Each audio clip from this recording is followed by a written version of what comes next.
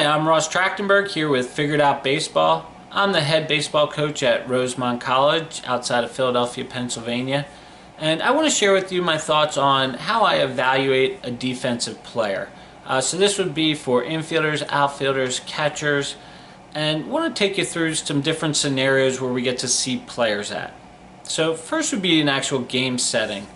So if I'm evaluating a high school player or a junior college player, for instance, or watching a summer league game, what I'm looking for in the game situation is really how engaged that player is. And for however many innings that player is in the game, is he engaged? Is he focused on every pitch? Is his body language show me that he's ready for a ball to be hit to him?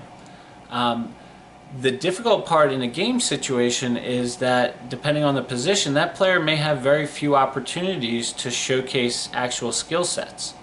When I'm evaluating a player, I definitely want to see the infield-outfield portion if it takes place before the game. If it's an infielder or an outfielder, I want to see how they're throwing in between innings, because I can get a little bit of a read on skill sets just during that time. The catcher position, certainly involved on every pitch, but will a catcher get to show off his arm strength in a game situation? There may not be stolen base opportunities, but in between innings, does that catcher make a solid throw down to second base when the pitcher's done warming up? So those are all opportunities, even if you're at a position that doesn't get a ground ball, fly ball, any opportunities during the game. Those other intangibles, does that player hustle on and off the field? And not necessarily a dead sprint, but definitely a sense of purpose in terms of getting on and off the field. Is there a level of communication on plays? These are all things that we can evaluate as coaches as we're watching defensive players. And again, it doesn't matter whether you're getting a great number of plays or not. If we see a player in a showcase setting, and this would also be true for video setting, we get to see multiple repetitions. So if it's a catcher, we get to see some blocking, framing, and throwing down to bases. Infielders, we get to see some ground ball work, feet work around the bags, whether you're a first baseman or a second short or third baseman. Outfield, we generally get to see you field ground balls or fly balls, have a crow hop and make a throw. In these settings, we can certainly evaluate skill sets to see how your hands work in terms of glove work, transfer, arm action. We can see how strong your arm is. We can see the miles per hour rung up as well, whether, again, we're in person or whether it's something that's done video-wise for you. And we can also just see, again, the flight of the ball from your hand. So those are all good for us to evaluate. And I think what's important is we're looking for transferable skill sets.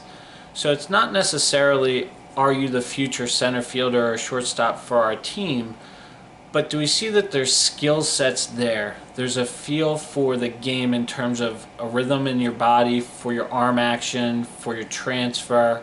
Is there arm strength that can play at our level, whatever level that may be? As an infielder, can you get the ball out and in time to first base to get a runner out at our level? We might also look at a fielder, a position player, and say they're pretty good, but there's areas to clean up. There's ways they could be quicker with their actions. There's ways they can improve or use their lower half more. And then another opportunity to interact with players and evaluate them might be in a camp setting, as well as sometimes in showcase settings, where as a coach, I can communicate with a player and I can tell them, I've seen you work this way, I've seen you turn a double play or make throws in this manner. If you utilize your body in a different way, if you start to encompass your whole body in your throws, for instance, you might see improvement. So what I find is that's an opportunity for me to gauge whether a player has an understanding of basically using their body, if they're coachable, if they're open to finding ways to improve. And it's not necessarily going to translate immediately, but that lets me know that if that player is in my program, that this is a player that can develop even further beyond what they are as a player when I might start recruiting them. I hope that's helpful in terms of how a college coach might evaluate a position player. Again, this is Ross Trachtenberg with Figured Out Baseball.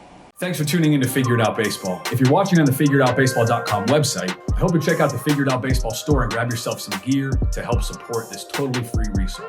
If you're watching on YouTube, please remember to give this video a thumbs up and subscribe to our channel so you keep up with all the cool stuff that we do. For you podcast listeners, we've also got our podcast now available on Apple Podcasts, Spotify, Google Podcasts, and more. Figure It Out Baseball, the home of hundreds of free videos from dozens of college and professional coaches and specialists from great schools like this. So tell your friends about FigureItOutBaseball.com, the world's #1 online coaching tool.